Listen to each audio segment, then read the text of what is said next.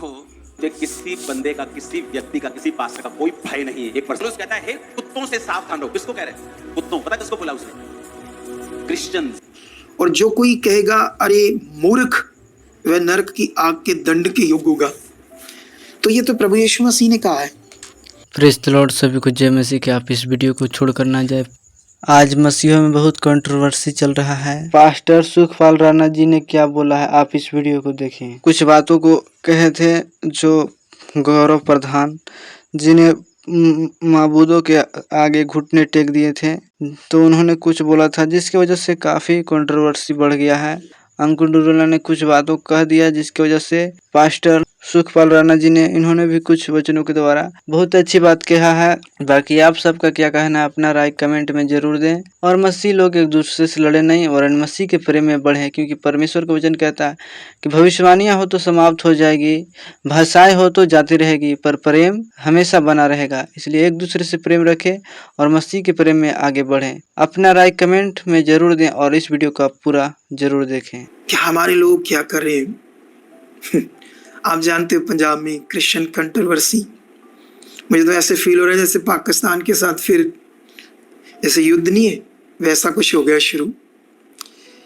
लेकिन आज मैं क्रिश्चियन समाज के सामने, प्रभु के लोगों के सामने कुछ बातों को रखना चाहता हूँ और खुदा के दास अपोस्टल नरूला जी से भी कुछ बातें जानना और सीखना चाहता हूँ उनसे कुछ बातें, क्योंकि जो कुछ वो बोल रहे हैं। पहला पॉइंट वो कहते हैं कि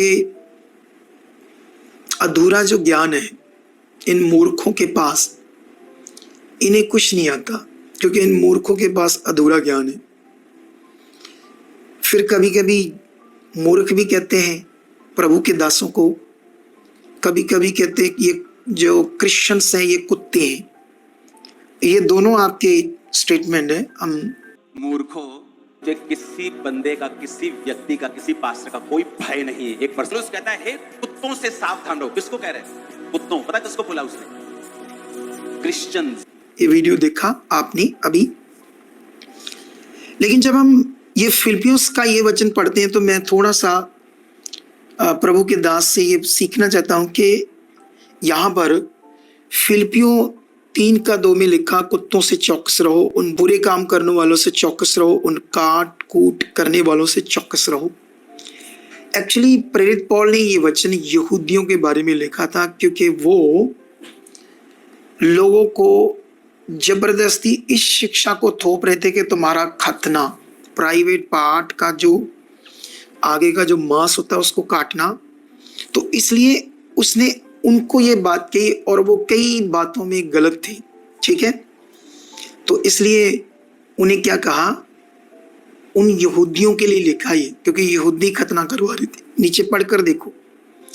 लेकिन क्रिश्चियन तो यीशु मसीह को जिन्होंने ग्रहण किया वो क्रिश्चियंस हैं, जिन्हें परमेश्वर ने माफ कर दिया है।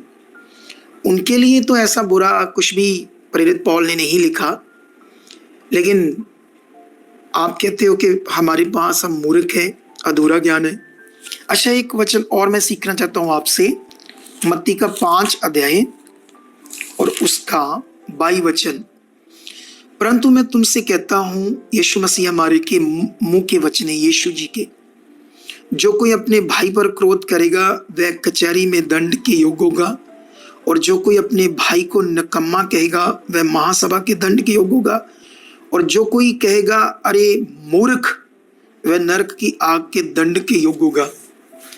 तो ये तो प्रभु यीशु मसीह ने कहा है, और आप हमें मूर्ख कह रहे हो, क्रिश्चियंस को कुत्ते कह रहे हो।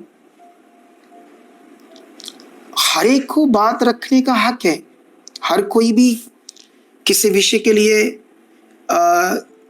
सवाल कर सकता है, मेरे पर भी कर सकता है, कोई भी कर सकता है। तो मेरा काम है उसे बिब्लिकल जवाब देना, ना कि कुत्ते या मूर्ख कहना। उसके बाद ये तो मैं, आप कह रहे ना हम अधूरे ज्ञान में, हमें कुछ समझ नहीं है। फिर आप चर्च को लेकर बात करते हो, 3 पार्ट है बॉडी के। आपके जो मैं प्रधान हूँ, जो गौरव है वो तो पॉलिटिकल प्रधान है ना, ऐसी बातें आप करते हो। लेकिन फिर आप बात करते हो कि पुराने नियम में याजक के सामने माफी मांगना वो पुराना नियम था। अब नए नियम में याजक के सामने माफी मांगने की जरूरत नहीं है। प्रभु ने हमारे पापों को क्या कर दिया? क्षमा कर दिया। तो जो कोई भी पाप करेगा वो प्रभु के सामने जाएगा, तो बंद कमरे में बैठकर या कहीं भी जाएगा तो प्रभु उसे क्षमा कर देगा।